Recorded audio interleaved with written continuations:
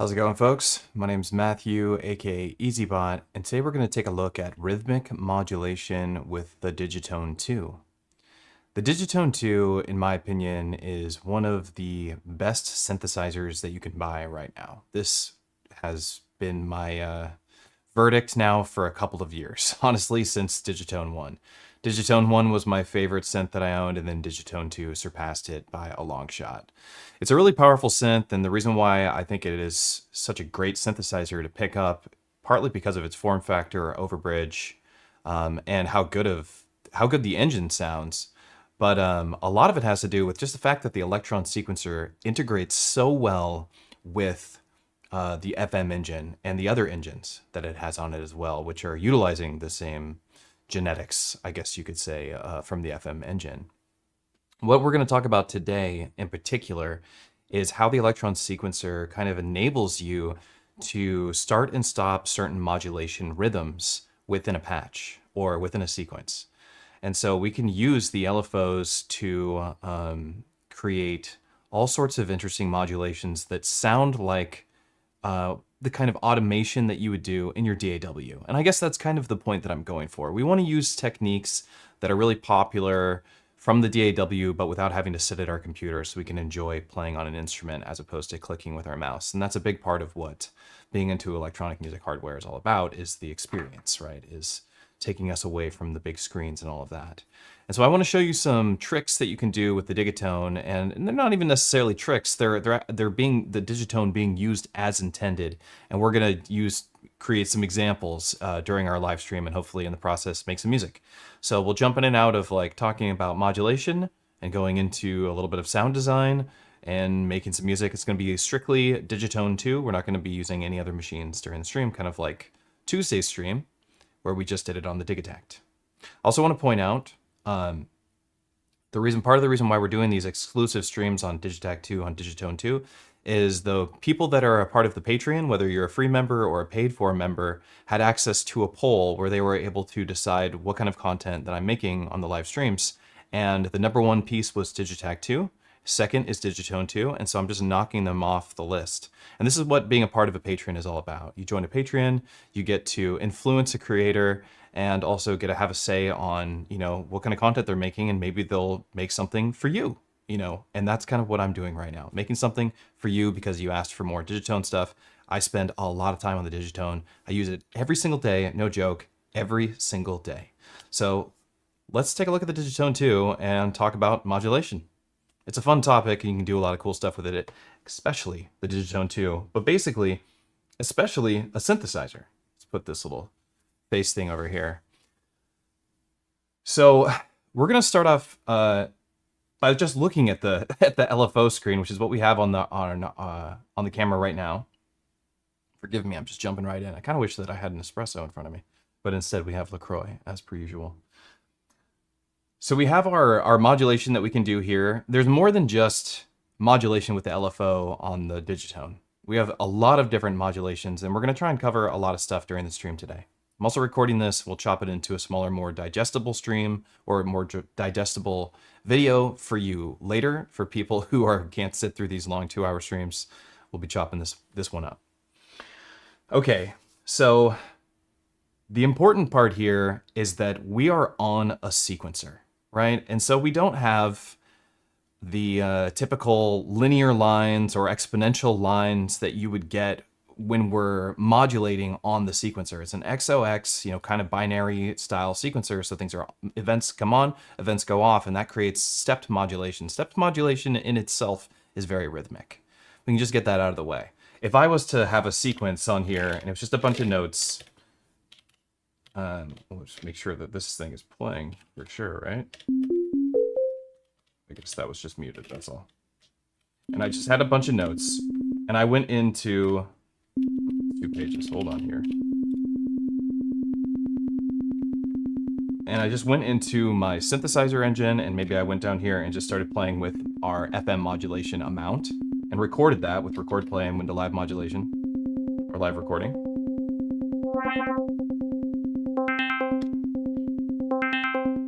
We already have rhythmic modulation, right? This is the easiest, lowest level, lowest form Not a bad form by any means, but it is the simplest way to get into rhythmic modulation. You just put a bunch of steps down. In fact, I love this technique when you pair this with something like sidechain pumping, which is another part of rhythmic modulation, and we're going to get into that as well. So we're going to cover what we're doing here, which is just live record, putting a bunch of steps down. You can even start removing steps. It sounds a little bit more intentional when you do stuff like this. It's really fun to do this particular technique, and you throw a kick drum, hi-hat, and throw it through a sidechain bus, and like it's just like instant techno, instant music, essentially. It sounds good, it sounds very intentional. It's a piece of cake. This is the superpower of the Elektron sequencer. Now, when we take something like these notes, I'm just reverting us back to this original state. We take something like these notes that we have, we can go into this trig menu. And what's special about the trig menu, I mean, there's a lot special about the trig menu. We have even more modulation or just sequencer type stuff that we can do with the retrig, which you can pair with a modulator and get even more rhythmic, cool stuff. What's cool about this is that you can parameter lock your LFO to be on in a certain moment and your LFO to be off in a certain moment. You can do the same thing with the filter envelope. That's what this is, filter trigger, LFO trigger. And so this command right here tells the LFO whether or not it's going to use this particular retrig value, which is one of your modulation options that you have. You have a bunch of different types of LFOs. You have a bunch of different destinations. And one of the powerful thing about Elektron, and what's one of my favorite things about Elektron, that no other box I know of does this, only other the Elektron sequencer.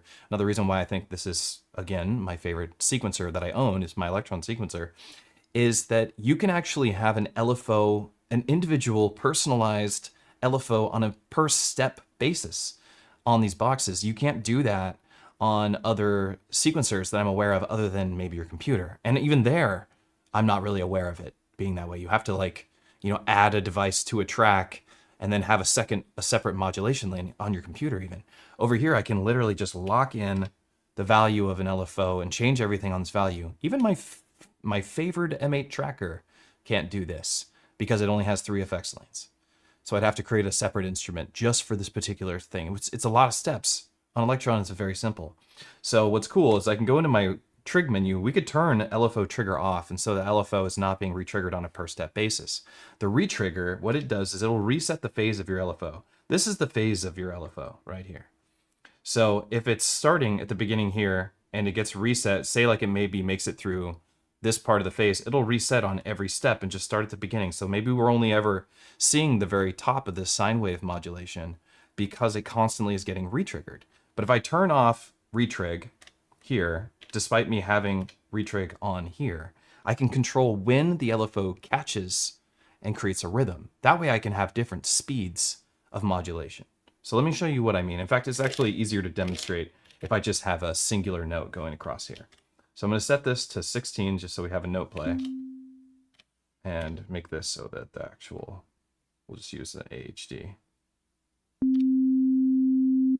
And let's give it a little bit of something. We'll go down a couple notes because that's just abrasive. Okay, so we have this note. If I have the LFO turned off here, I could actually hold function and select a step within my sequence. It's kind of like, think about it like this. This note is playing, and these yellow steps, they're kind of underneath your note. If your note length is going from here to here, yellow steps are going to be modulating that sound underneath the length. That's the best way that I can picture it. I think it makes sense in that way, that some modulation lives underneath a sound, or underneath a key press. So think of this as being pressed down for 16th notes or a bar, and underneath it we have some modulation we can do. So I could put in some modulation here and modulation here, and we'll have no modulation happening, and then the modulation will start here because I'll lock the LFO trigger on here, and I can lock it on here and on here, and we could even just like unlock it in different spots. It's pretty cool. Even without me doing this, and this is just useful for us doing some like really leveraging the crap out of our LFOs. So like technically I don't need to do this right now because I can just lock in my LFO speeds. So let's pick something that is really obvious to us. I think it's really obvious to modulate something like maybe the B level. Filter panning, the amplitude. These are really obvious things that we'll be able to hear, but I think it would be the most fun to kind of hear this move. So we're going to modulate the A level. So I'm going to go ahead and select A level. And I want to choose something that's got a cool rhythm to it, or a rhythmic shape. I feel like a sine wave is not a good shape for... I think it works. So you'll still be able to hear the rhythm from the sine wave, but it's like, it's not as cool as hearing something like a sawtooth or a square wave. Even a triangle is better, I think, because of the lines, just the shape of the lines. So from right here, we can just turn up our depth and just have a listen, what we have so far.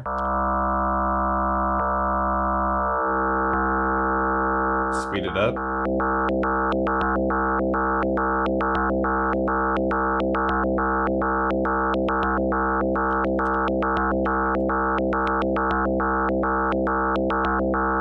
It already sounds pretty cool, and we haven't even done anything special yet. So now I could hold down this step and we could lock in another speed. And here we could lock in another speed. And here we can lock in another speed. And then we also have another speed parameter that lets us go out of like straight notes into stuff that's completely off the beaten path in terms of rhythm. So it'd be something that would be like, sound like we're playing in 7/8 on top of a 4/4, which would sound crazy. Or another BPM altogether on top of it. Or we can go into triplets very easily by adjusting the speed to something that's like a triplet value, which is like 24, 48 is the default. I believe it's already set at that. Those are going to be like these triplet values. And 32 is going to be like these straight beats. Let's stick with the straight beat for a sec. Something like 32.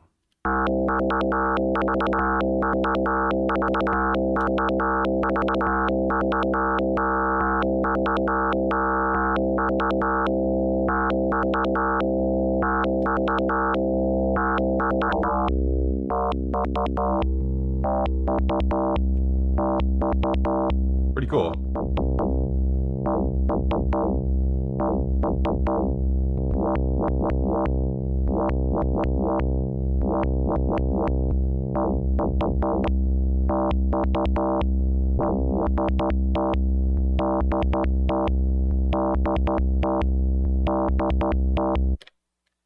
Now, let's get a little further, a little crazier with our sound design.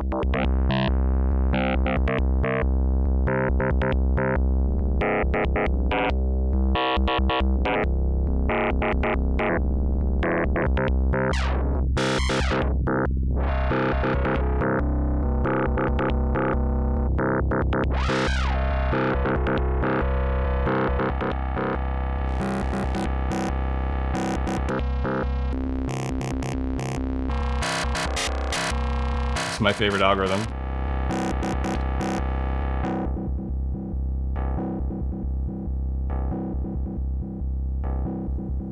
Cool. Actually, this sounds really nice. This is like a good backdrop for a techno beat. We're at 138, so we're at a good tempo for this. Post filter.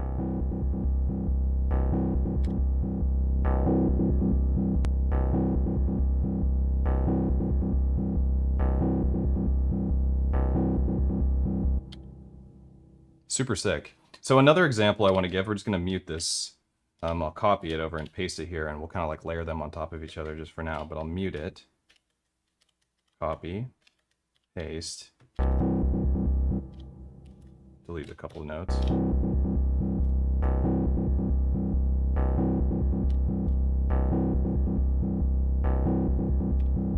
As if we select the volume. Oh, that sounds pretty cool too.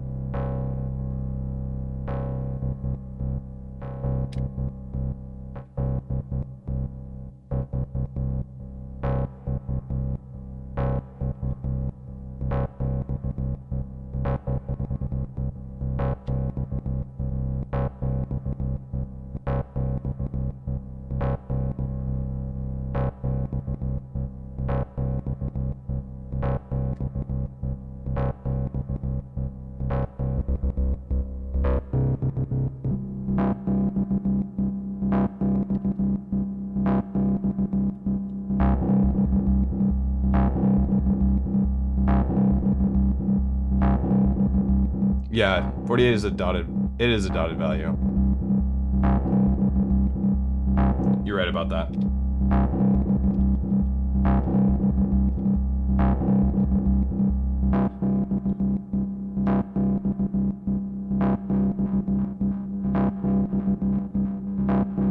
Now let's see how this sounds. Like, we have this cool rhythm, and to me this is like really where like a good like techno track comes from, is like just having these like really interesting rhythms. And you can go crazy with these rhythms, right? We have 8 pages that we can program and have them change all these different values and different LFO targets and stuff. We can make really complex synth lines. But let's throw down like a kick drum, right? Let's go to FM drum. Actually, it might be easier for us to just grab a kick drum.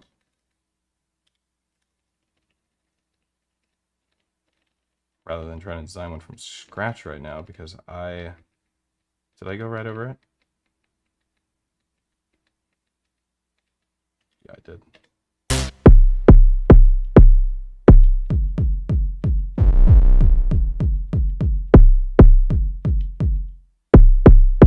That's really...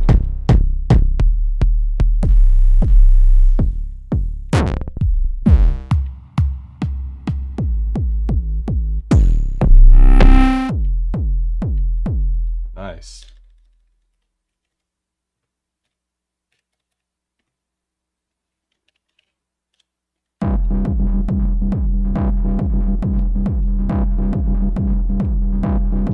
All right, now let's do a little bit more rhythmic modulation. So we could sidechain that sound to our kick drum and really make it sound, you know, much more rhythmic, even though it already is, but make some room for our kick. So I like how loud it is, but I feel like it's kind of hiding the kick, especially because I have those effects on it.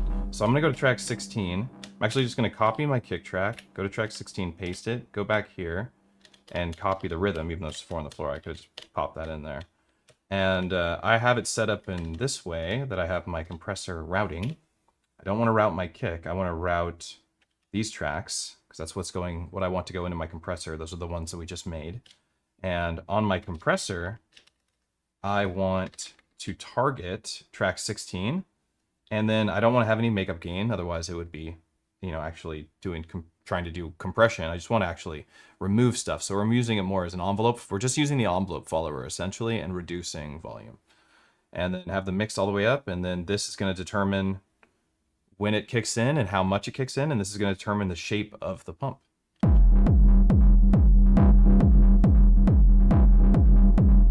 I think these kicks need to be a lot shorter, like infinity. There we go.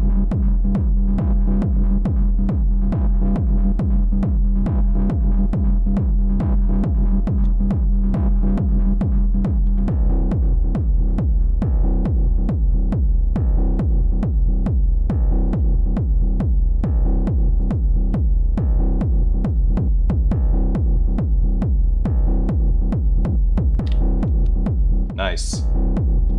All right, I'm gonna put a hat on 3. Maybe we'll just go straight to the drum and...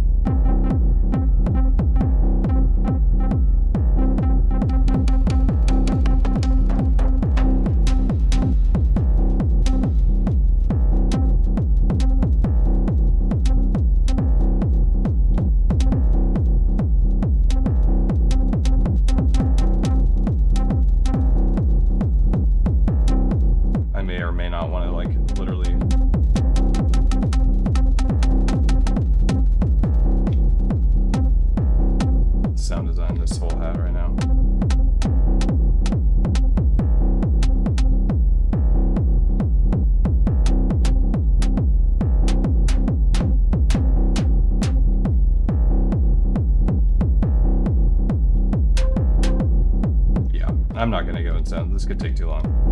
Hold on, we don't have time for this. Ain't nobody got time for that.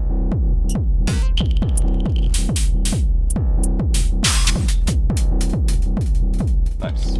That'll work.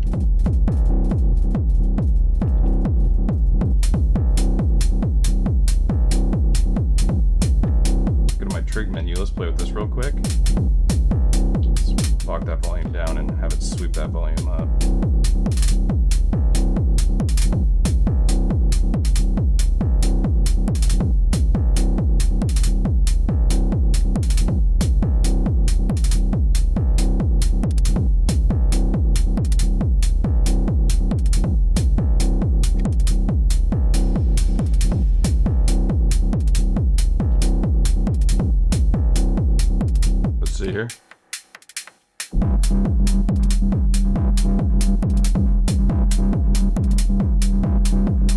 Hell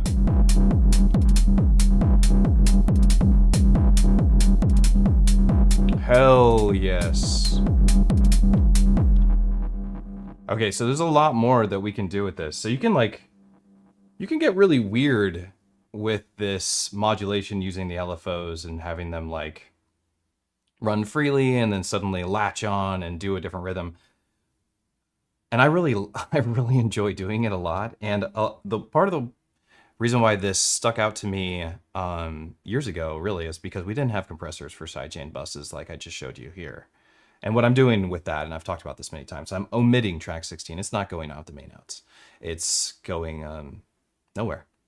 And so I'm just using its like sound source as a target for the envelope follower inside of the compressor. And that's kind of what's happening here. I'm just not compressing the mix. I can do that with something else. I have great compressors on my desk. And I'd rather use them, honestly, than use this. I like the sidechain bus idea.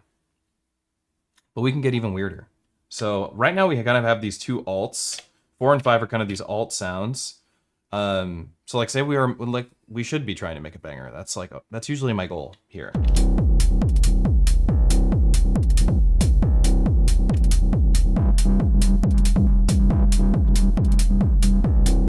I think that's pretty cool. And honestly, I don't know if you noticed this, but I didn't pay attention to notes or anything that I put down because when I'm making techno production, that doesn't matter. It's like not the most important thing to me. What's more important to me is the rhythm and how does it sound and is it got that gritty vibe? And that's what this has right now. Like we could change notes, but like all it's gonna do is make the music sound less techno. You can make this sequence a little longer and go a little crazier here.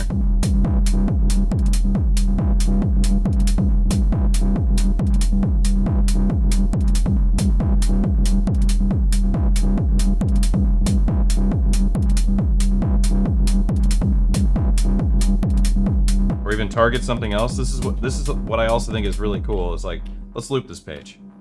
When you're in step edit, you hold down page, you can loop a page. This is one of the coolest features about the Digitone II in particular. Syntact, Digitact, ToneVerk, and Digitone II can loop pages. It's a very powerful feature. I love it. So while I'm looping this page, we can listen to this. And we can see like maybe we don't want to target the amp volume in this particular step. We can target something a little bit more destructive sounding.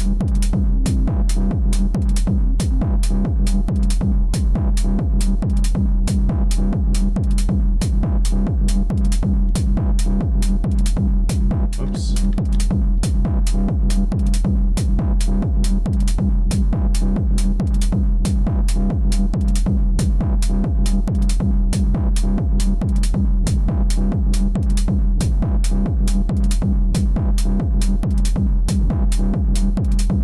We gotta find it here.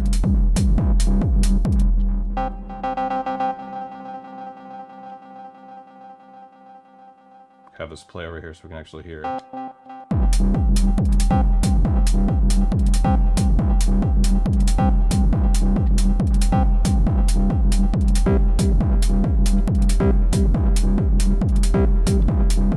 Yes.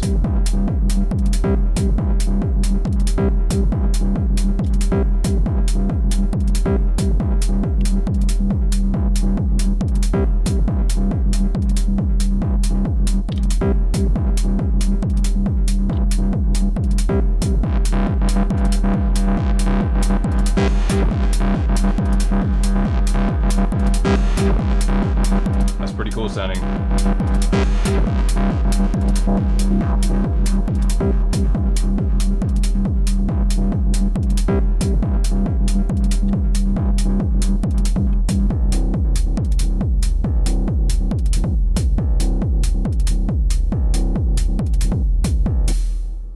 Okay, cool. Let's do another demonstration with rhythmic modulation. This time, let's use like a chord. So we have our little techno track, and we'll revisit that. But for a moment, let's just jump over to a new pattern and like put down a simple chord progression. And we can leverage the chord engine for this so that it doesn't take me a bunch of time to write a progression that I actually like. Because that can take me a while. I'm very particular about it. Let's go.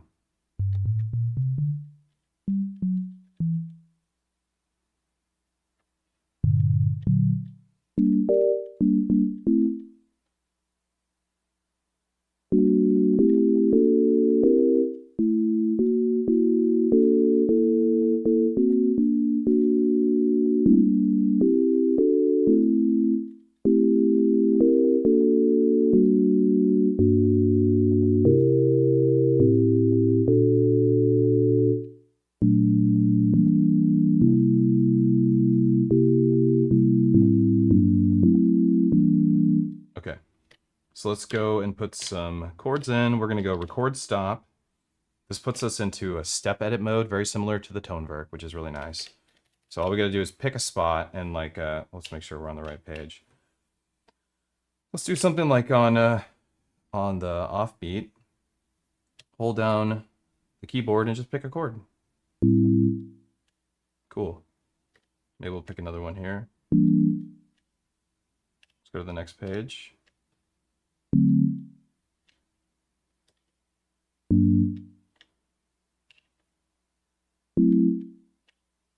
Oh, whoops, didn't want to do that. Skip that for now. Let's... No, I don't know if I want to get that one in there.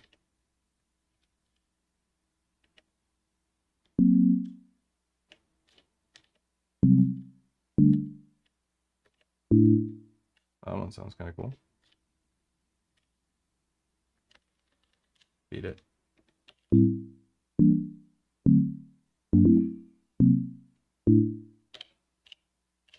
Maybe we'll just use these first two pages just to keep things simple. We're not trying to like explode my brain here, or your brain for that matter. Okay, so for us to like really hear this like rhythmic modulation, we got to give these chords a chance to breathe a little bit. Let's give them both. I don't know, maybe we'll just have them go to here. So maybe we'll give them 6 steps each. Because we need them to open up that amplifier for long enough for us to hear this modulation.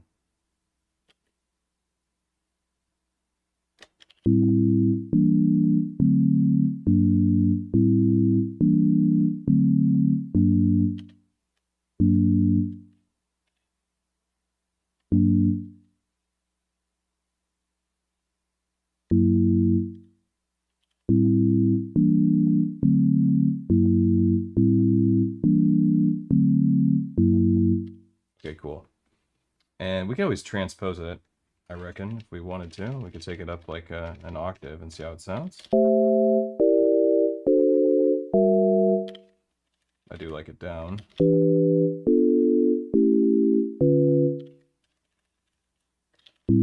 Okay, now let's just make it so it sounds a little crazy. Let's use the FM drum engine because I love doing this. And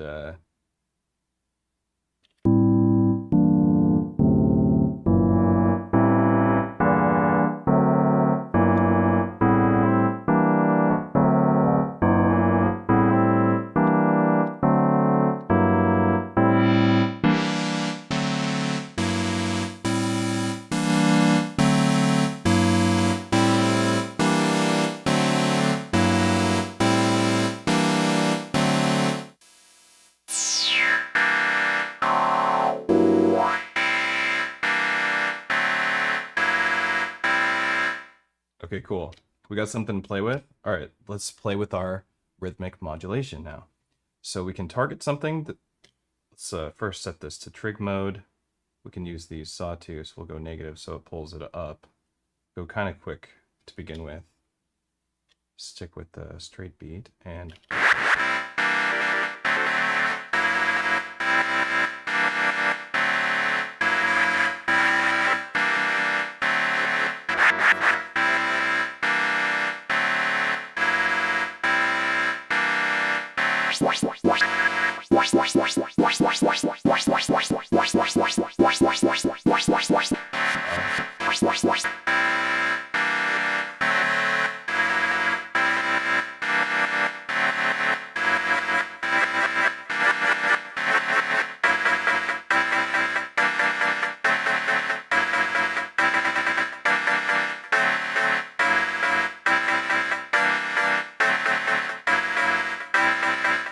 Check this out. Function yes, save it to a temporary area.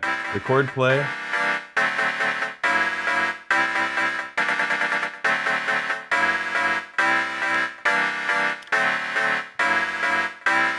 Hey. I screwed that up somehow. Let's make it work though.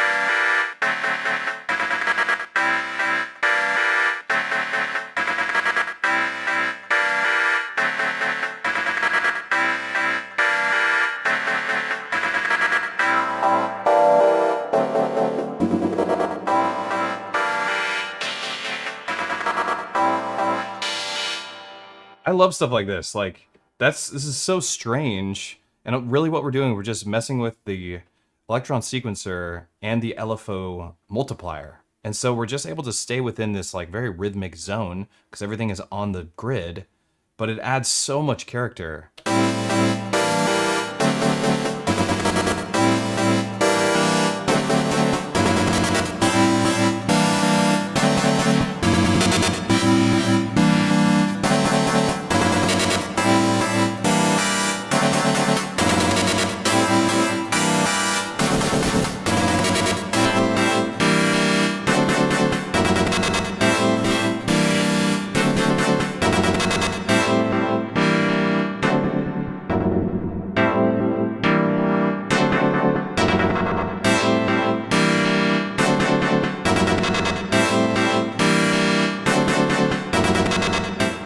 So it sounds really cool on chord progressions as well. And if the chord progression, you wanted it to just like have these rhythmic, like sucking kind of elements where it's like pulling through a waveform or pulling through the harmonics of a waveform, that's something you can do very easily on here by just playing with your LFOs and locking different speeds. You can have it go really slow and then speed up. This also works really well on things like a noise sweep, for instance. So let's check this out. So let's see what happens when we do a noise sweep instead of like a weird chord progression. So I'm gonna go to a new, or I can stay in this track actually. We'll just mute it. What track are we on? 5. Let's mute track 5. I'm gonna go over to track 6, and I'm gonna put in a trigger on step 1, and I'm gonna have this trigger play for 64 steps. And I'm gonna again use the drum engine, but this time I'm gonna disable the body. That is the actual FM synth engine in the drum engine. So all we're left with right now is nothing. That makes no sound until we turn up the noise. Open the decay all the way. And we have a noise engine now. And we actually have this nice filter for it. It's better to use a filter with resonance, but this does work. Right. It's good to just do it like you kind of treat it like a bass width. I mean, it is a bass width filter, but to treat it like the bass width filter. But then we could have, you know, use a low pass if we want. We don't want to lock it in though. We want to treat the low pass like, actually, or we could use a band pass like this.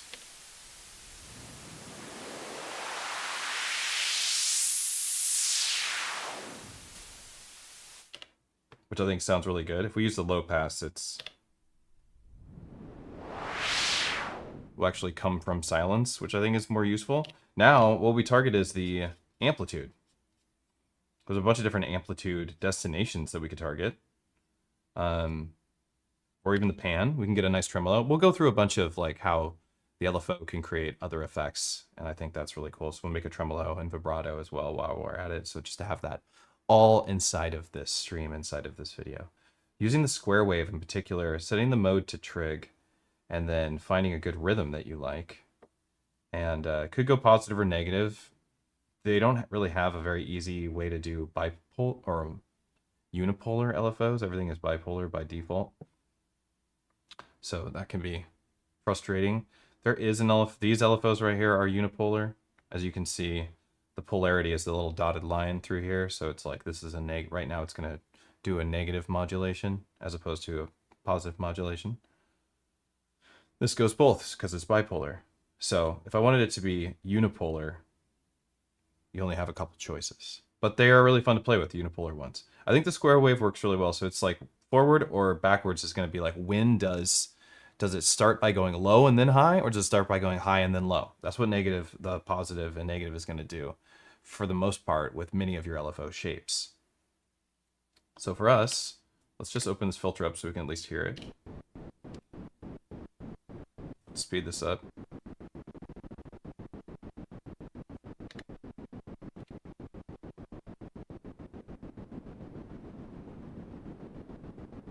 Okay, so now we have a noise sweep. Let's give it a bunch of like reverb and stuff.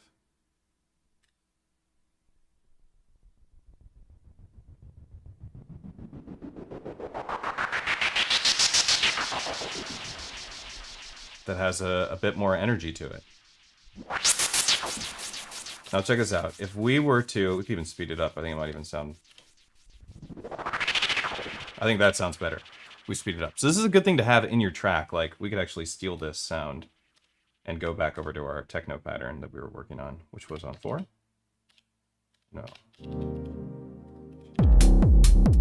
Yeah, let's paste it in here. Oh, we also got to steal the sequencer part of it too. What pattern were we just using? 14?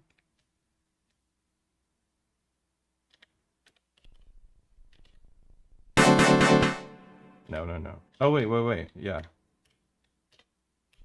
Yeah, okay. So let's steal this and go back here.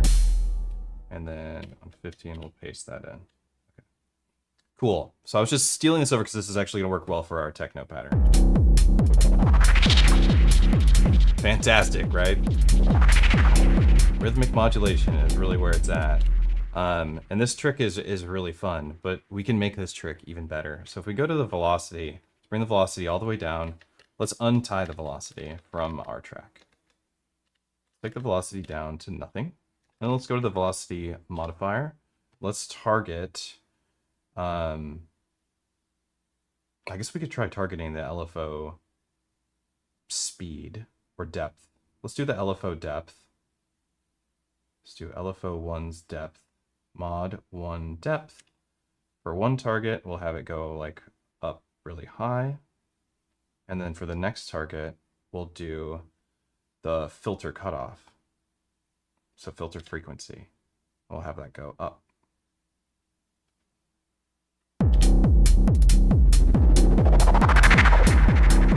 So now this is tied to the velocity. What's cool about this is that we could use an external controller.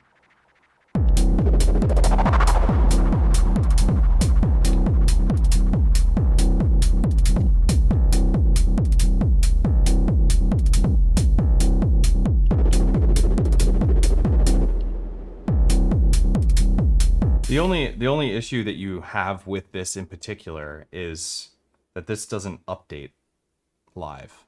Like this trigger is tied to the velocity. So you have to use like an external modulator, and then that will actually do that. But it is cool because you can lock in a single value. And this one value right here is going to bring in, you know, more or less of the volume. It's a very loud track.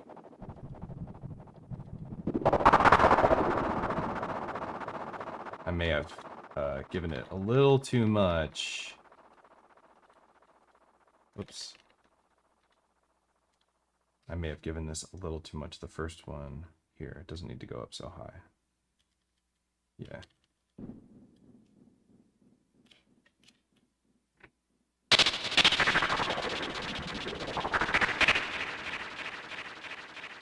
But it's a pretty cool technique. It really does work better with an external controller.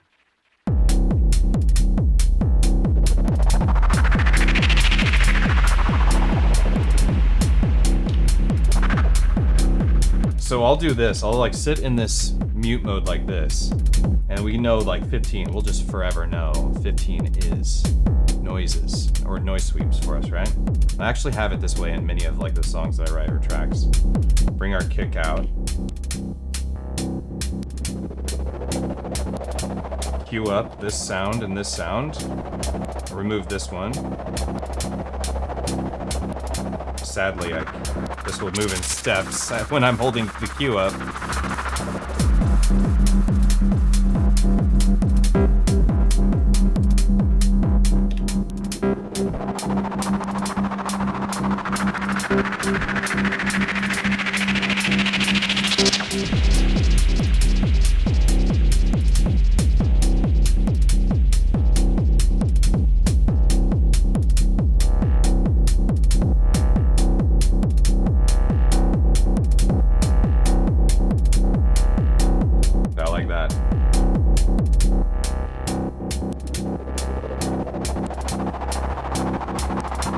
Pair it with an Octatrack.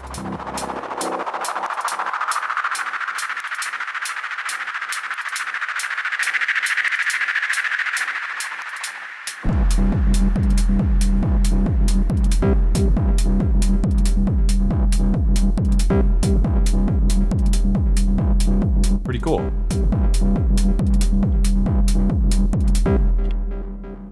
So I really like that technique, and I really love turning one of these tracks, like I like the idea of dedicating tracks to like these specific locations, these specific ideas. And I'll just continue to work in that way. For instance, just to have a side quest discussion about this, like say we're working on the tone work, right? I was doing a private lesson with somebody yesterday and we were talking about this. Oh, my other camera's on there. So say we're working on the tone work, right? We look at the tone work, how many tracks we have? We have 8 tracks that we can put audio on. So what do we do with those 8 tracks? To me, this was my idea to how to use it would be like track 1 is a sub-track with 8 different kicks. Track 2 is a sub-track with a bunch of different snare, like 4 snares and 4 claps. Track 3 is a sub-track with 8 different hi-hats and open hats with choke groups for those hi-hats and open hats, so they choke each other. And track 4 would be like a sub-track with like toms and stuff, like a bunch of different tom elements, toms and congas, conga bonga, all that kind of stuff. And then the last 4 tracks would be, you know, whatever, melodic stuff, because that's what this thing does really well. So the same idea applies over to like my Digitone. What do I do with my tracks? So for me, this is always a sidechain track. This is my noise track. I don't know. I have it like I have an idea for this to be in my fill track, and just have it be like always be fills and nothing else. So just a bunch of drum programming, so to speak, on here. And then like sticking to those ideas. If right now we're doing just a Digitone II thing, so I would normally have my Digitac doing drums. This does obviously makes great sounding drums, so I don't need to do that, but I do prefer to do that with my Digitac and to separate these two like that. So this would always be 2 basses. But in this case, we could have this be like, you know, kick, clap, hat, synth sounds, you know, and then alternatives of those versions. So like, say we went over here, copy this, paste it here, and then found a new track, a new kick track sound. Let's see.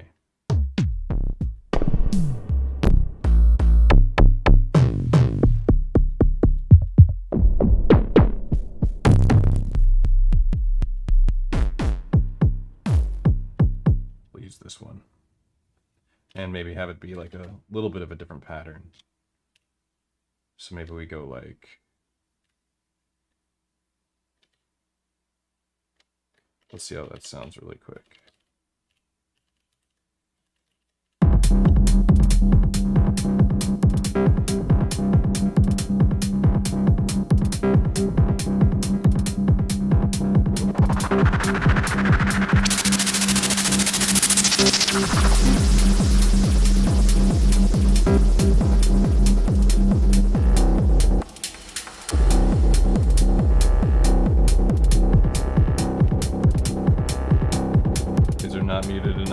Oh, it's using an EQ. That's a bummer, because I really wanted to do... I guess I could use that.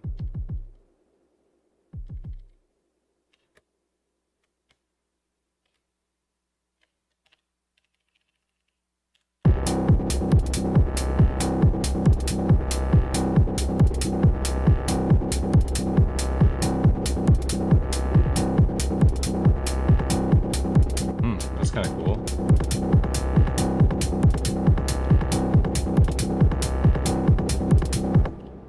Okay, cool.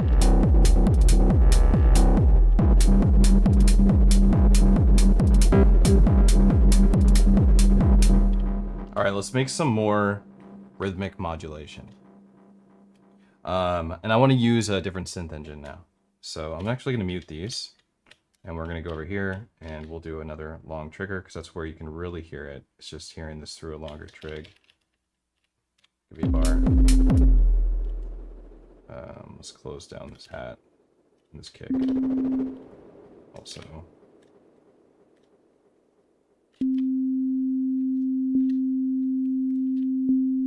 Okay. What engine I want to use this time is the wave tone engine. And then what I want to do with the wave tone is I want to turn on sync. Because sync is awesome. And we can, this really demonstrates a fantastic use of like a rhythmic modulation thing with the sync. So let's go ahead and change this waveform. Could use two saws. The top waveform or the top oscillator, or HFO, high frequency oscillator, is the modulation oscillator for your sync. So it's the one that we want to target with our LFO. Let's have this go a little lower. And then we'll target it. Oscillator 1 tune. Trig. Let's use the unipolar modulator for this one. So it goes vum, vum, vum, vum, vum, vum, vum, vum. Make something like that.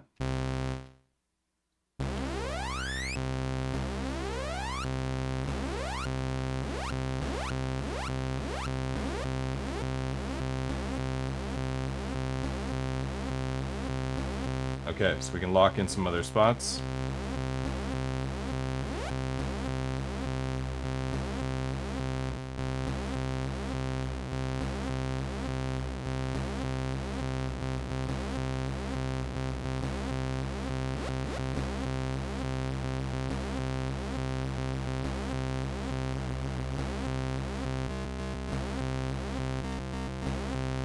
Copy it over here, maybe do another speed.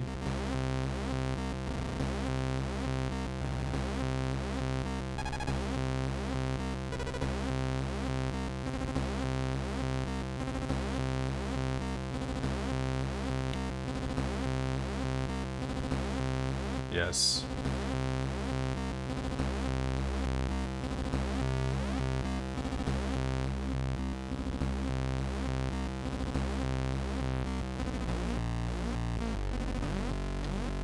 Whoops.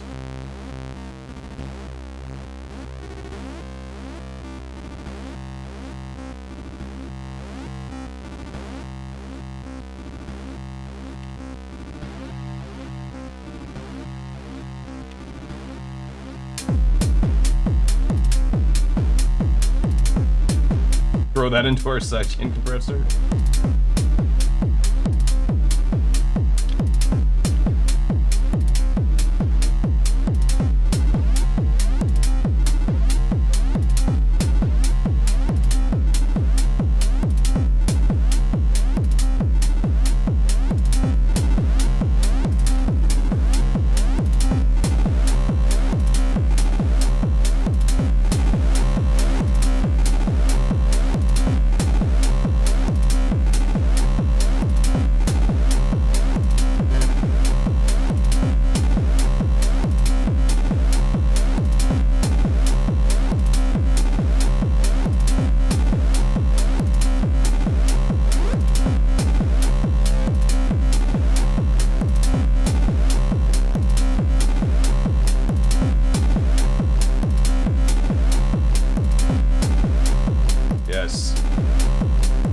Save it to a temporary area, and then we can do something weird.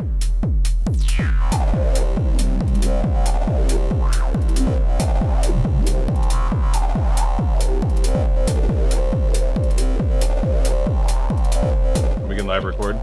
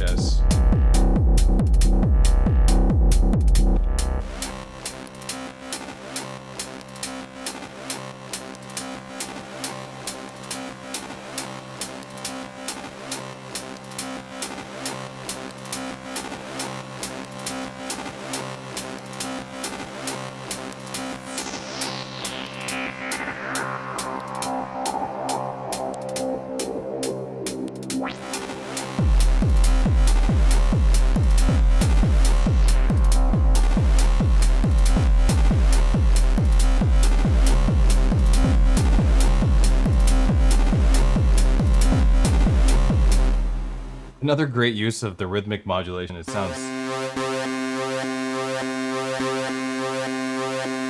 sounds awesome.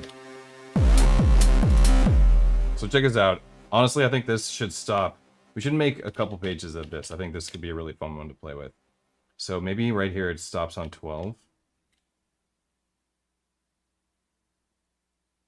And on this next one, it goes all the way, and on this one it stops on 12. On the next one it goes all the way. Let's have a listen.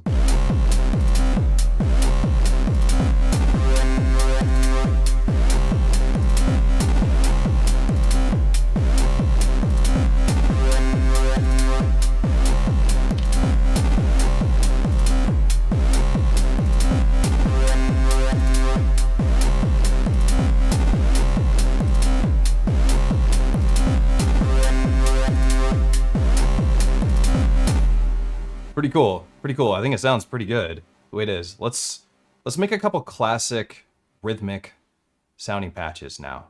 So like maybe we want to have like some sort of like Boards of Canada-ish type stuff playing on top of this. That is actually rhythmic. Boards of Canada vibrato is like pretty, I mean, it's not Boards of Canada. Like they don't own that style of vibrato, but it's who we think of when we think of really slow vibrato. But we want it to be rhythmic. Vibrato is rhythmic. We can also, stuff that's not within the confines of a straight, triplet, or dotted rhythm is okay too. Like that's going to be pretty cool. And we should also leverage some polymetric patterns with these rhythms that are static on the sequencer, but the pattern itself is what keeps resetting. It's another cool idea. And also you can have LFOs modulate LFOs. And so we can have that be this like ever evolving, changing thing with like the random LFO. Okay, so if we wanted to do tremolo on a patch, let's just go over here really quick and we'll play with the keyboard. If I want to do tremolo on a patch, it's literally just the volume with a really, with a sine or triangle on the volume. And it can be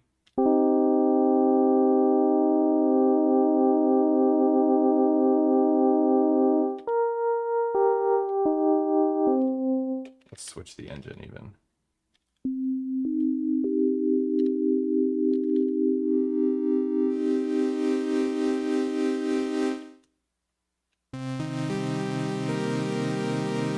We actually, when you're doing polyphonic stuff with modulators like this is actually really important. We should note this right now.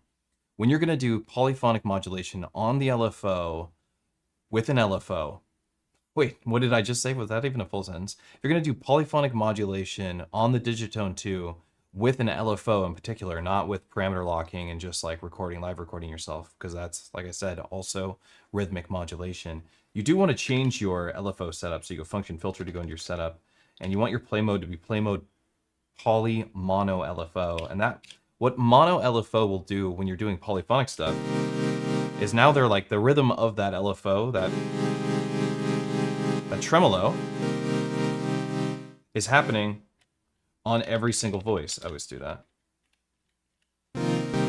at the same time.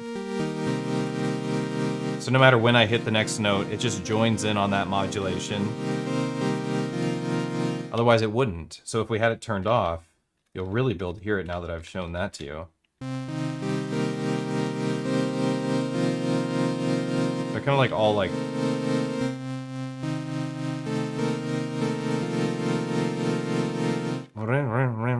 they're like bouncing off each other. Sometimes they sync up or sound synced, but they're not perfect. Mono LFO is always perfect. And so this works really well for stuff like tremolo and vibrato when you want it to have it sound like a classic sound.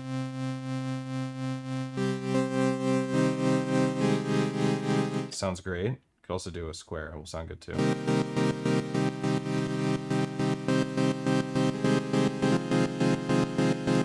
Like trance gates.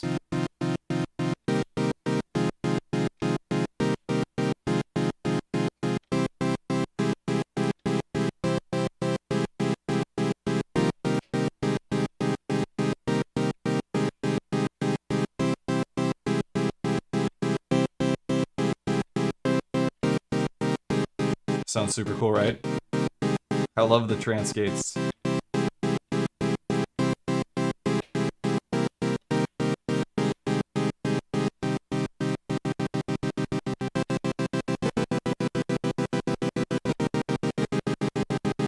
Sounds better slower though.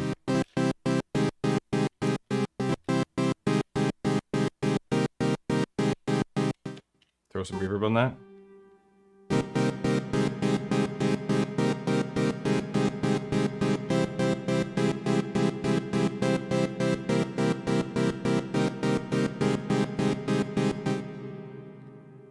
And if we want to have them re-trigger at the same speed, what we do, so check this trick I do on trackers, is that we have this going, it's, what's the speed? If you hold this down, you can see all the values. Hold your windows down, it opens up the windows and lets you know the values. Like it makes the values transparent in the window that you're holding down. So we can see it's at 4816, right? There's a dotted eighth note at 16 times the BPM. And that's the value of our LFO.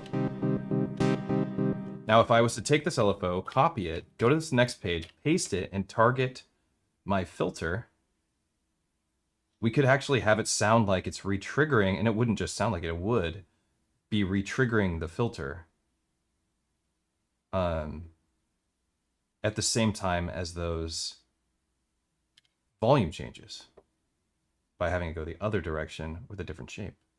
How about an exponential envelope? That's like an actual envelope.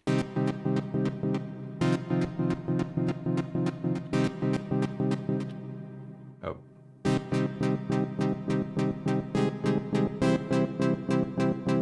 So there's that same thing. Let's actually have it go.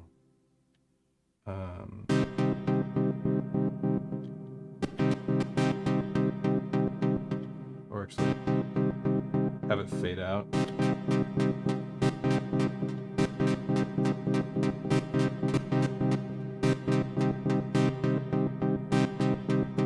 There's the sweet spot. So here's the same sound. We'll use this, the delay on it too.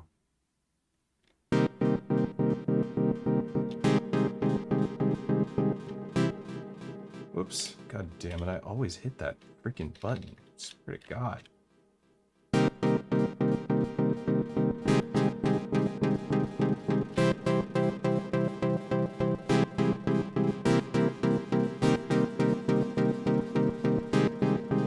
There's that rhythmic modulation.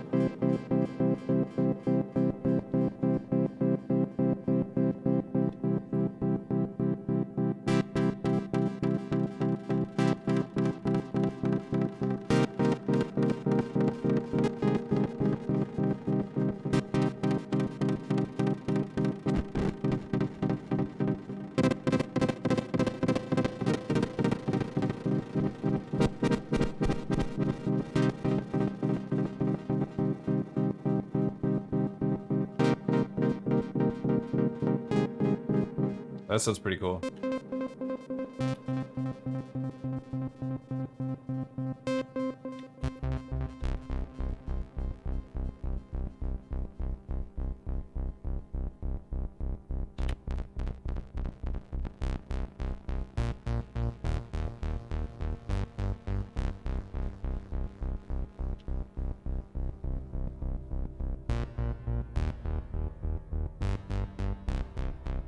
That's a nice patch. It's a really simple patch. It's just the LFO doing all the work.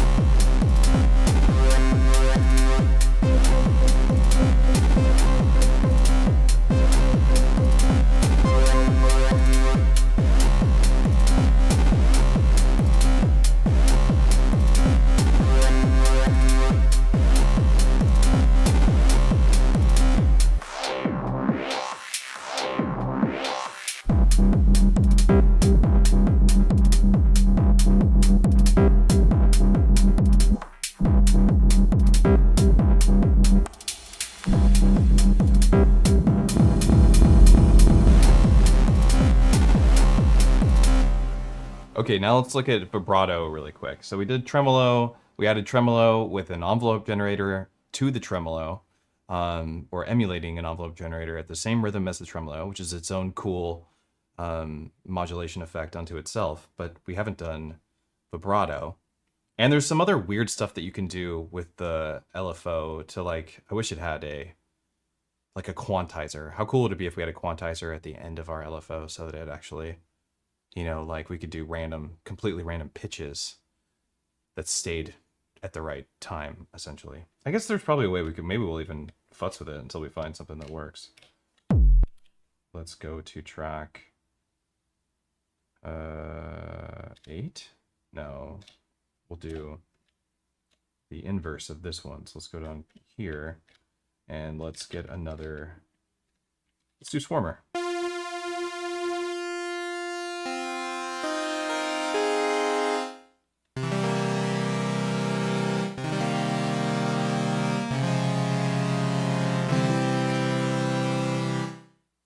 Let's do a vibrato.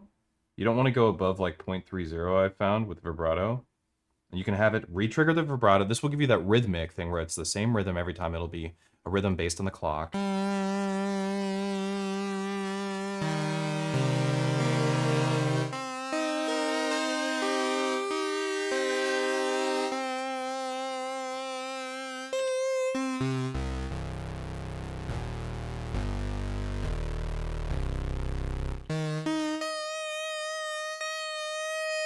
And here's that like Boards of Canada thing.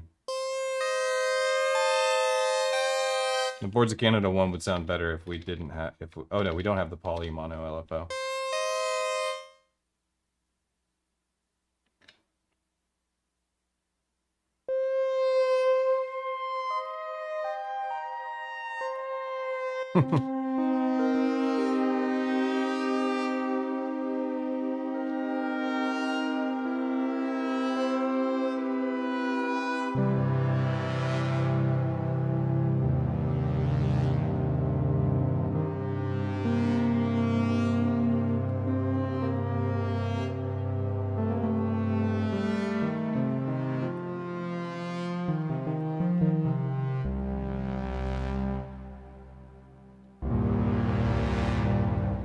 If we do the poly mono LFO, it'll sound very succinct.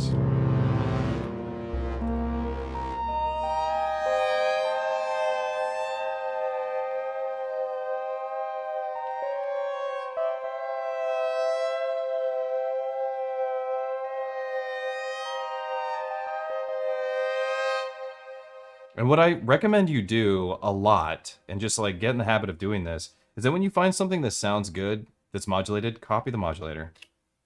Go to your next modulator. Paste that modulator and just change the destination. For this one, it might be the Swarm detune, perhaps? Is that what I adjust? Yeah.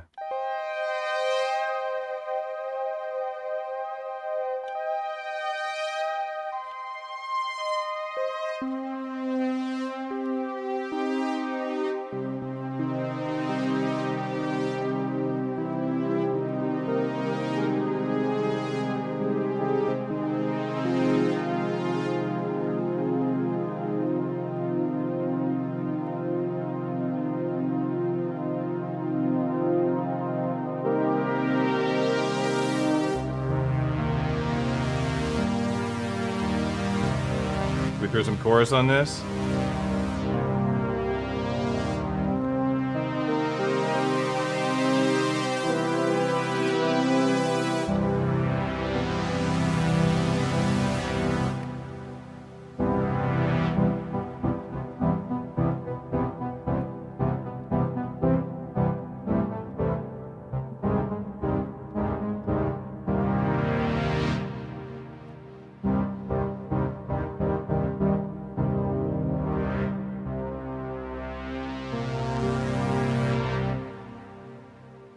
Fantastic.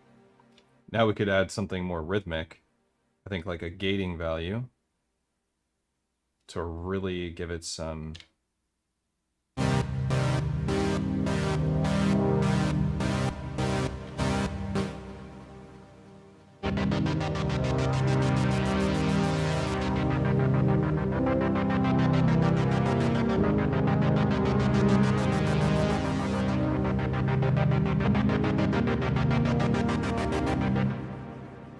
try another like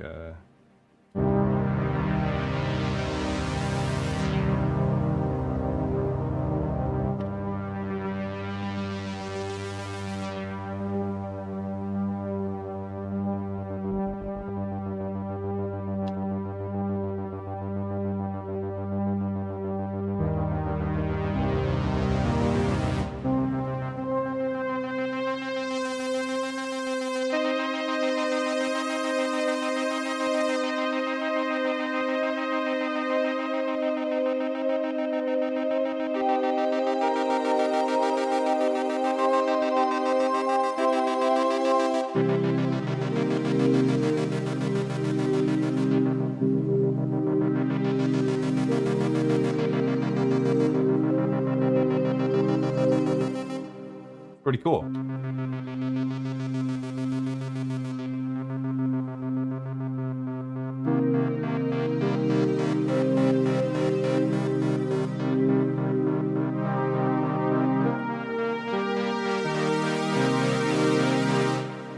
This is why I think this is the best synth around.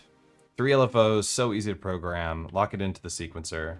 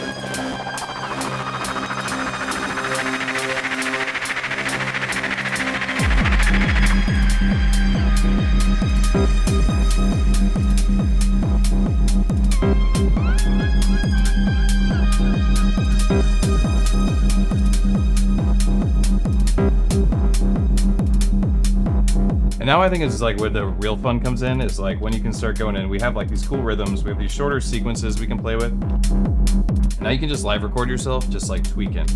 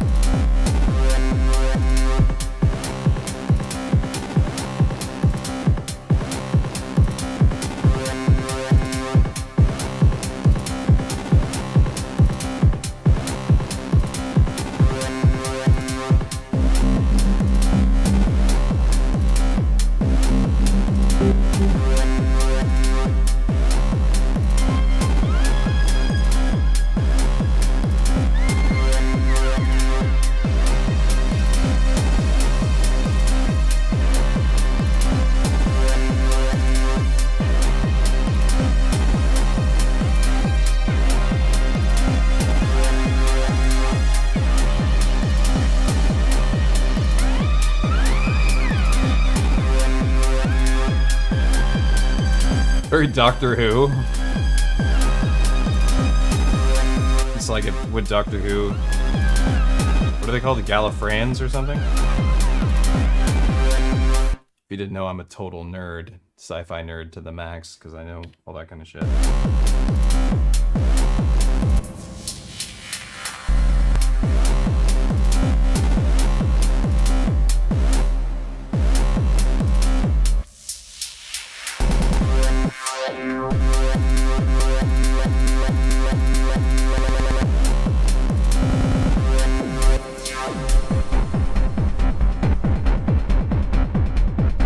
So this is rhythmic modulation being done on the Octatrack, using a synced LFO on the incoming through track.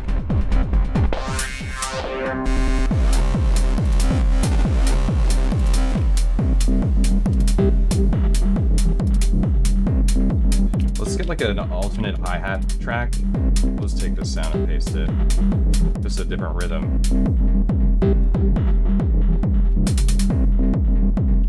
We'll do. Oops. Okay, so here's an opportunity for us to play with like trig on, trig off type stuff. So let's keep the trig off of our LFO. So this is the thing I was talking about way earlier in the stream. And then we're gonna use an LFO to adjust like the decay or something. We could do it manually or we could use an LFO. I'm just gonna show you doing an LFO. Maybe we'll do decay of something else. What's going on here? Nothing interesting to modulate there. Maybe we'll have the decay go back and take the mix the other direction. Or an envelope, an LFO, go take the mix the other way, because it's clearly relying heavily on the mix being on the far right. So let's go mix that direction, retrigger. But our LFO's retrig is turned off. Our LFO's trigger phase is turned off from our sequencer, so we have to lock it on. And when it locks on, it's going to use that to sync the LFO time. So we could have it like just completely off, and then, or on, or whatever, and having it run freely, and then lock it into place.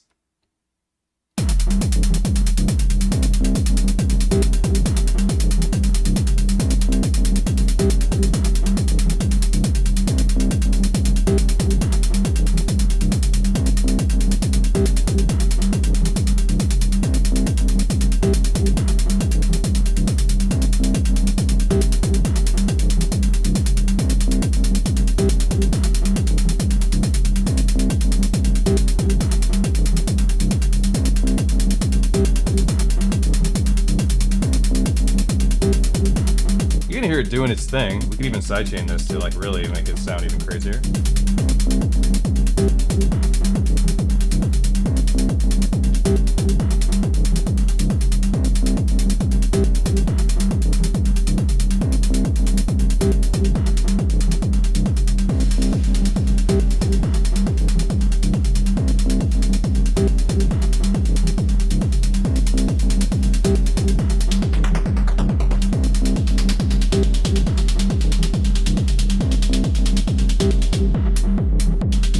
Now we have something to play with.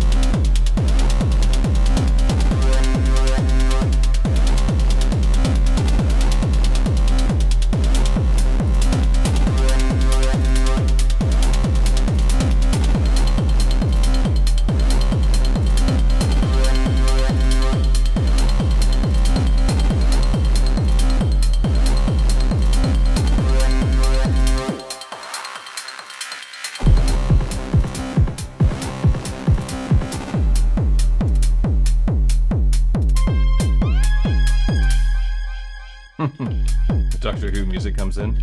This actually might be a good kick to try and do like a rumble kick with. Maybe we actually copy this whole pattern, paste it here, and go back here, take the sound, paste it. See if we can do like a... We'll use the retrig value, and we'll do it at a really slow rate, like 1/6. It's all the way across, so 4 steps. Let's see if how this sounds. Oh, not fast enough. 1/12.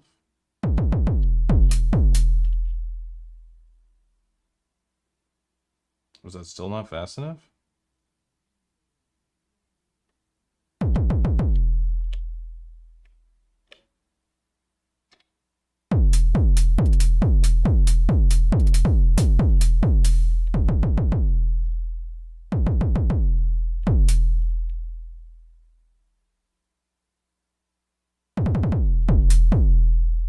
Excuse me. Is it because of this?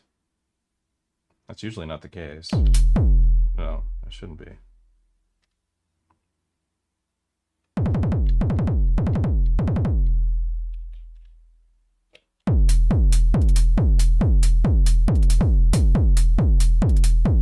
Why is my retrig not working on my kick?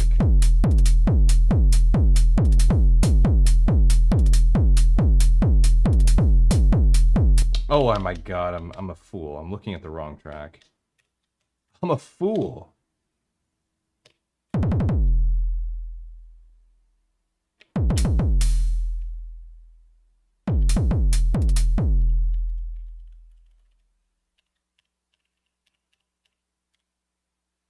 And then we'll go like...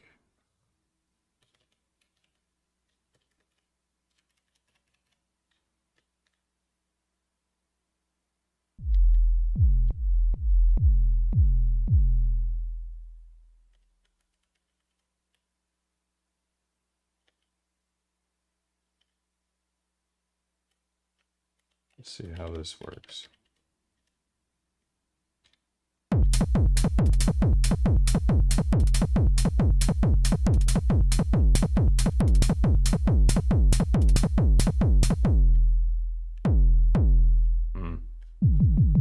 This, like, I didn't realize how much this kick relied on that filter. Maybe that part's not going to work. Maybe we just do... Oh, I could have used the bass width. Let's see what happens if we do this.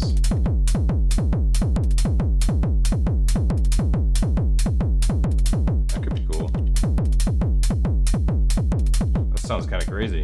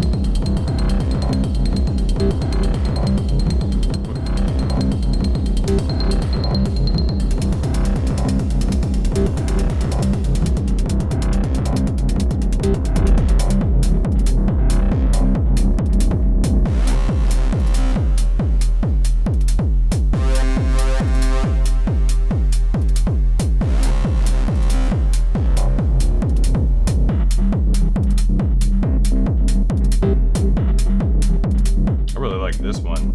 It's kind of subtle, but you can have that choo choo choo choo choo. Like, you can definitely hear the rhythm happening with the LFOs doing their thing.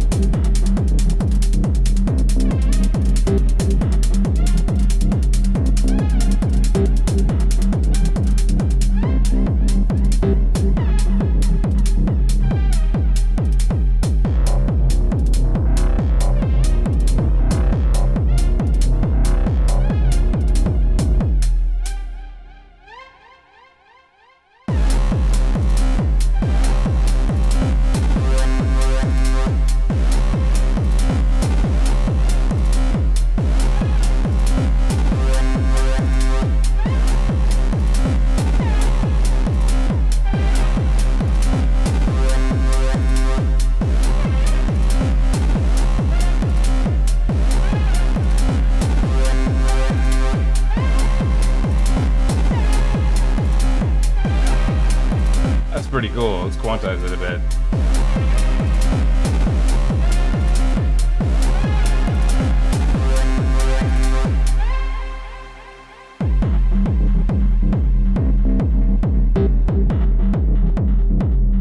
This is actually turning out pretty good. I like this part.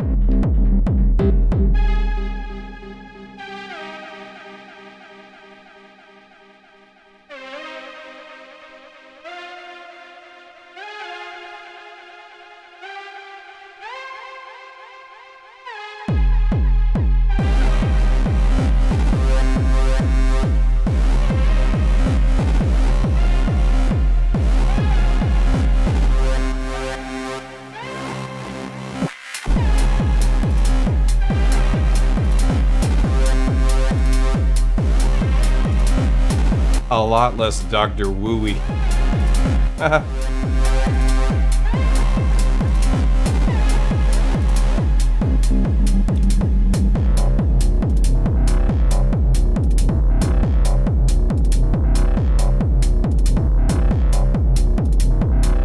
Alright, let's get something. I want to add a little something here.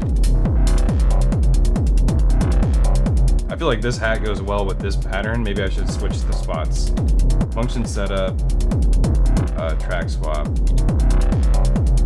sequencer must stop.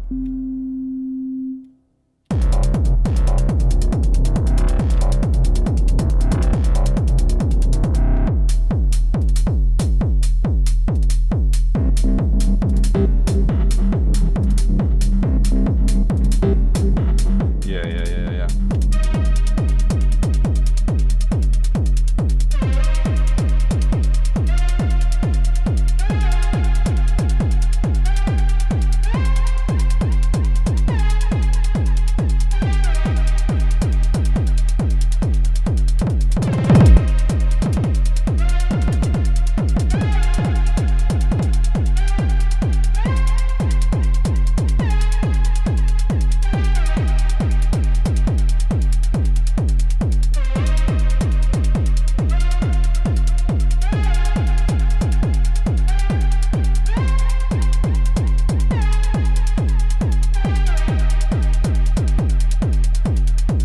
Octatrack Magic.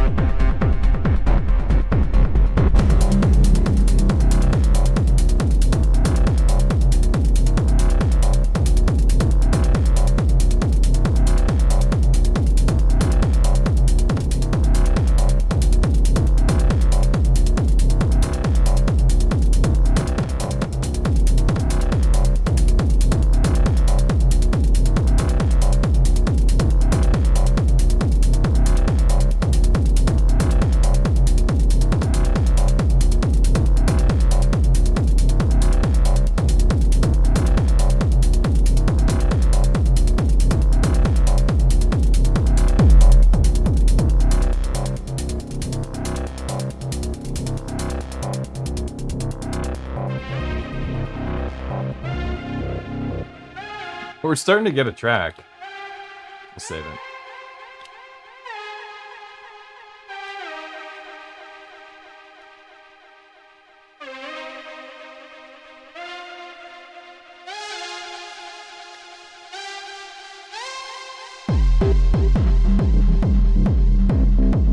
Yes.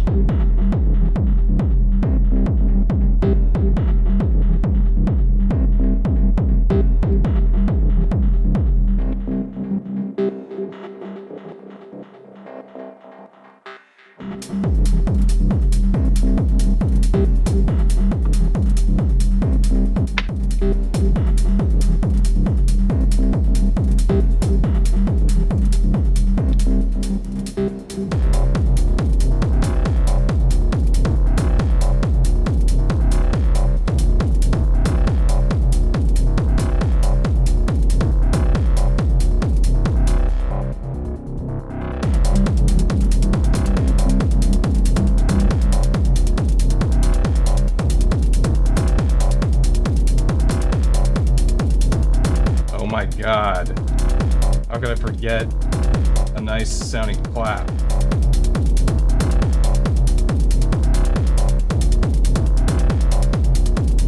I swear to God, I cannot read.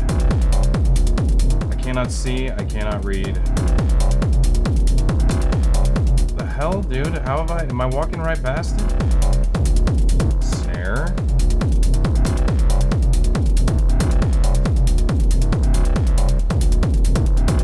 What?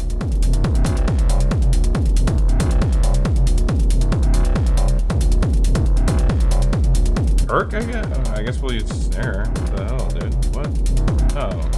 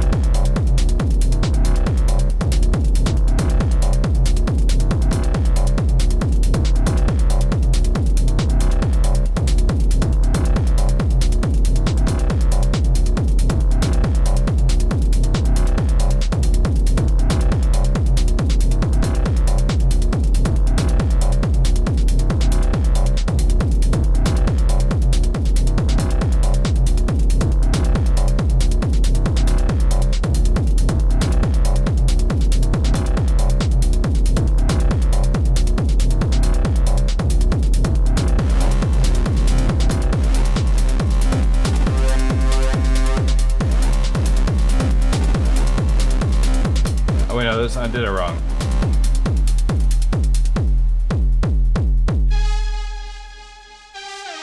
There we go. We drop into this, right? This is the important part of the song.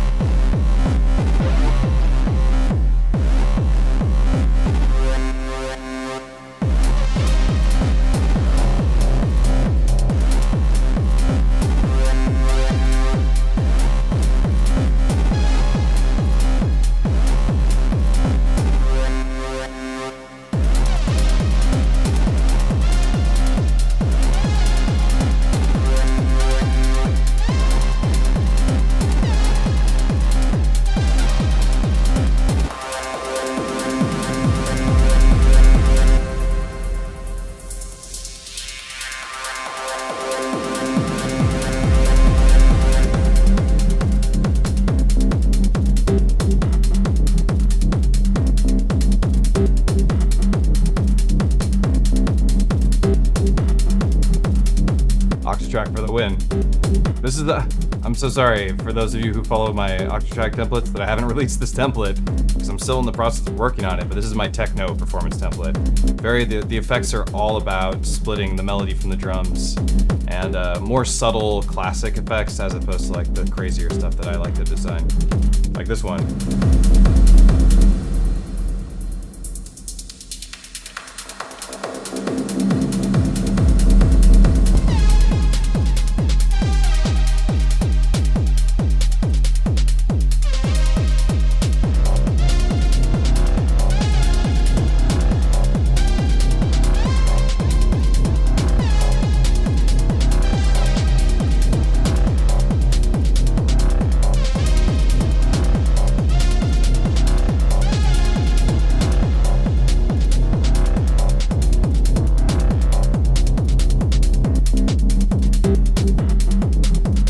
Let's get something. I also want to show off some more of this rhythmic modulation. I got a little carried away because I'm enjoying the track. But a little bit more of this rhythmic modulation. So if I go to like track 14, let's make this like a pseudo-polymetric track. Now the reason it's pseudo-polymetric is because there's a reset value. For it to be truly polymetric, you'd have to live in the infinite reset zone, which is not where I want to live, because that means that they're going to desync the Digitact and the Digitone. They're having a hard time working together when they're both set to infinite. Even if you use the change length, the Digitone will lag behind, and it's just sucks. So we're just gonna fill these notes up. Where are we on? Track 7? Oh, what track did I do this? Oh, 14.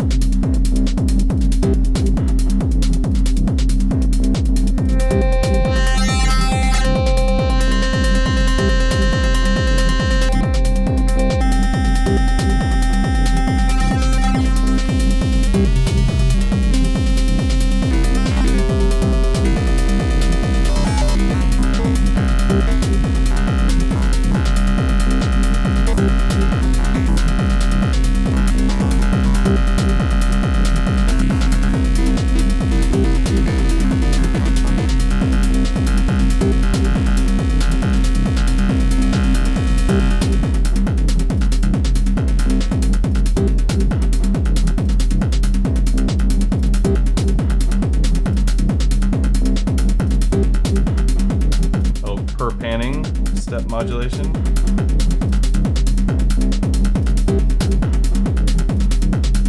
Per step panning.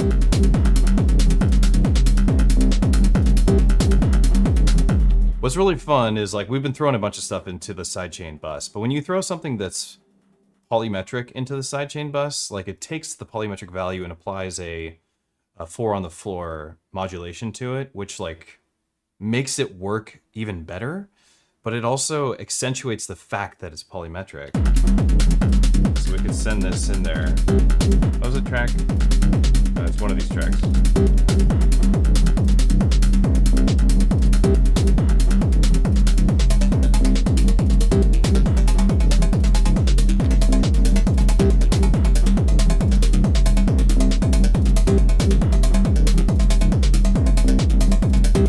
Okay, now let's use our LFO and we'll lock in, trig on to something. Try harmonics.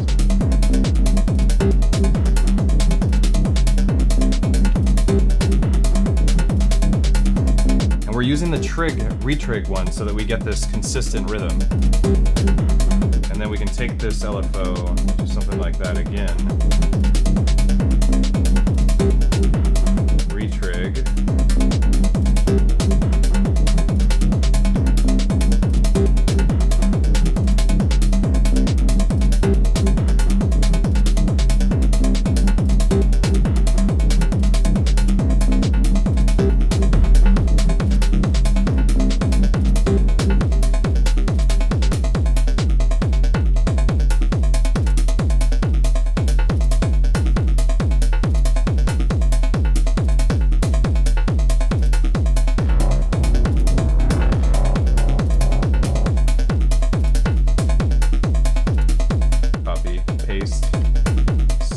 Here.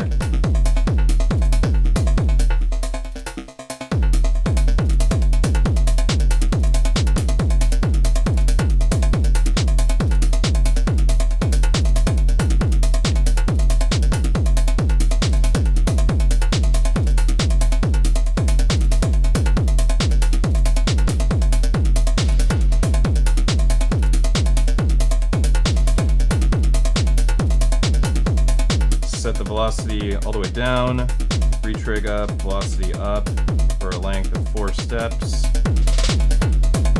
Yeah. Maybe we don't want that to happen all the time, so we give it a probability. Condition 2 of 2, maybe? Same with this one. And then we'll put a consistent hit.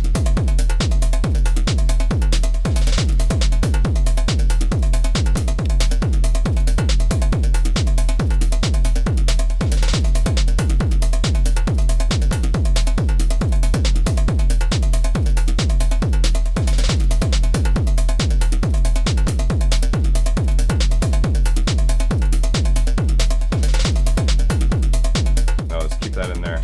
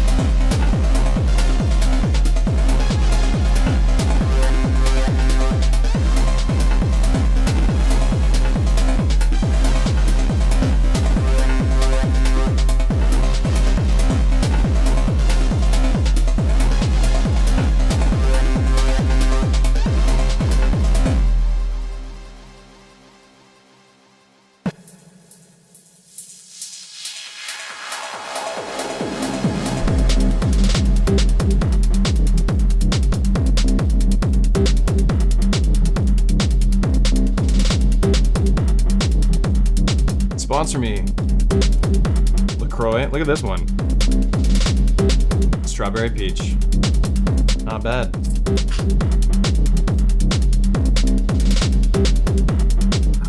God, yeah.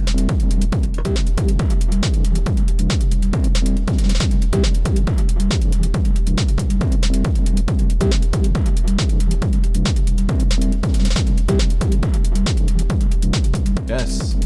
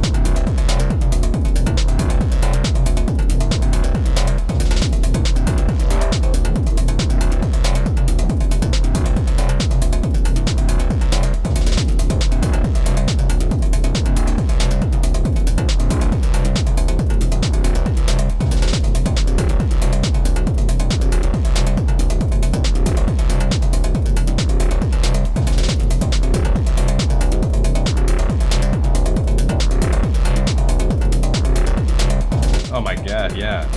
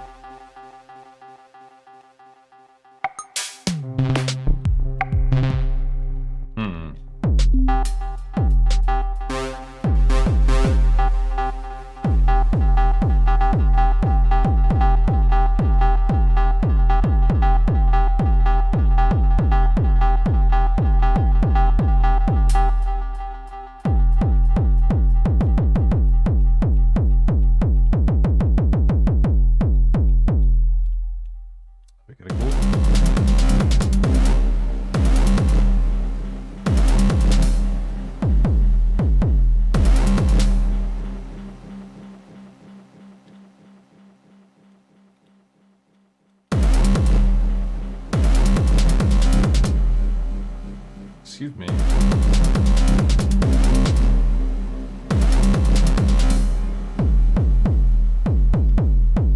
Am I looking at the wrong track again? I am. I'm an idiot. Just goddamn, dude.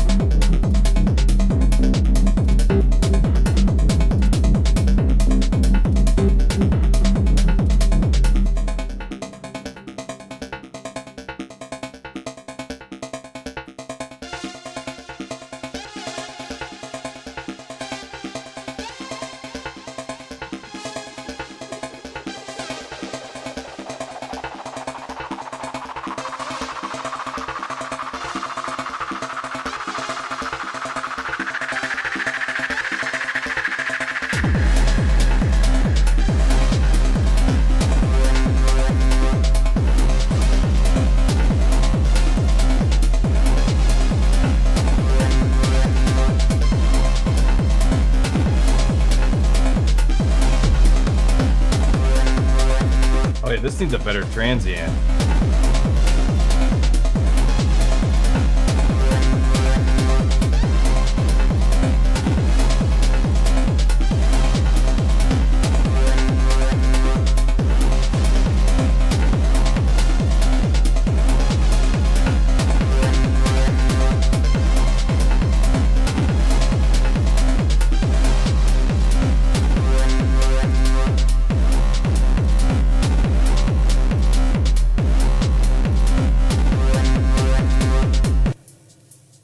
Whoops.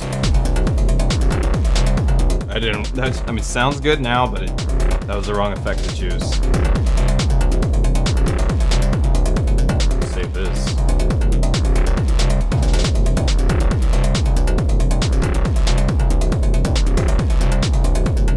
What's my plan with the Outbox 8? That's a good question.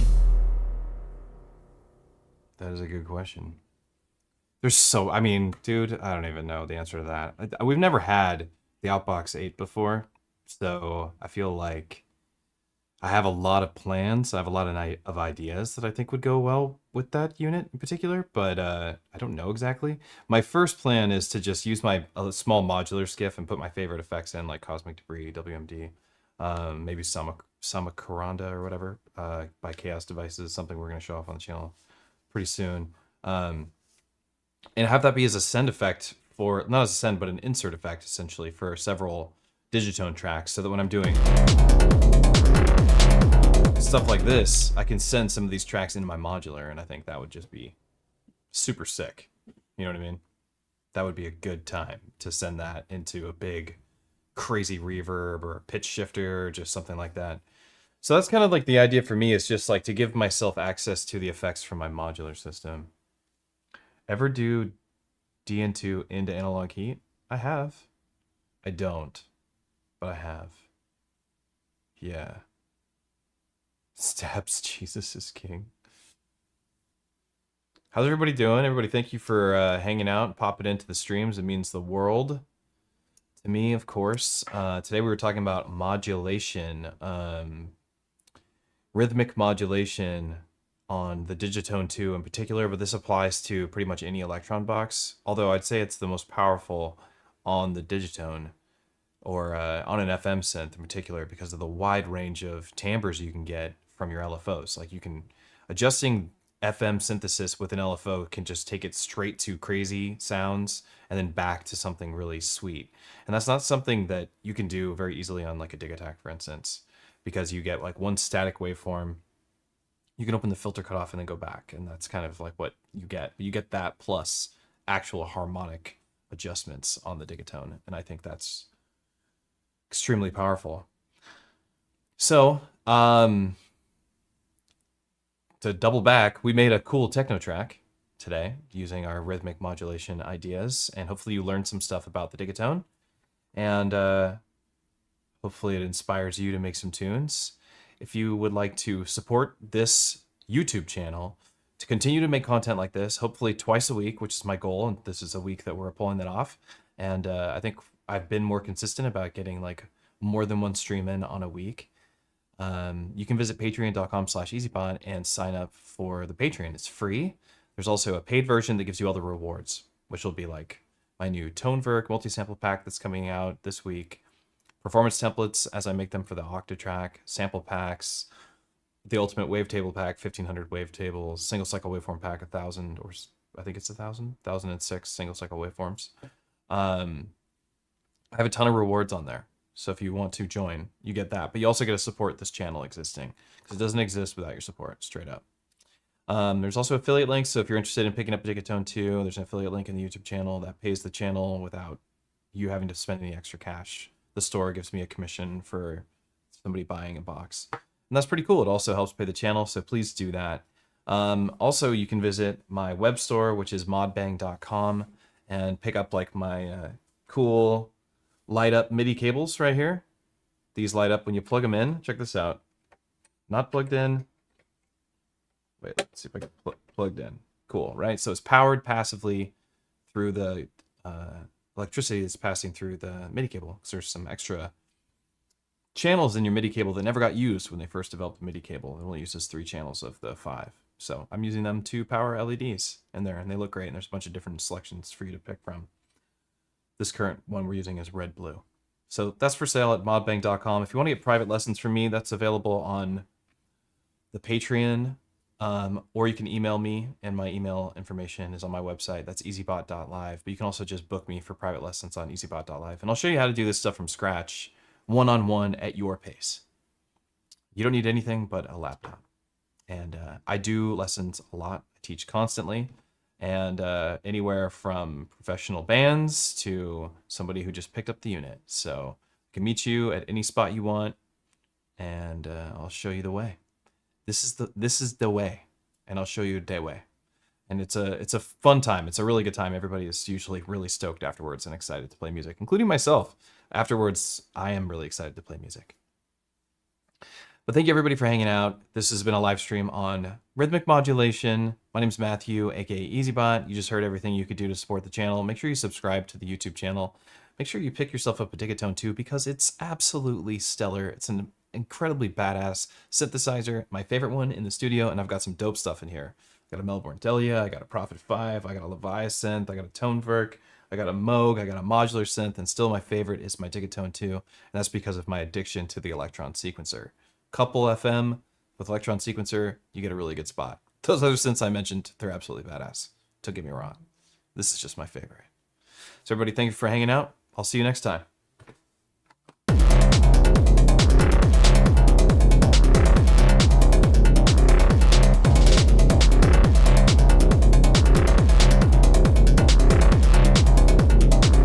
Consider 30-minute industry updates?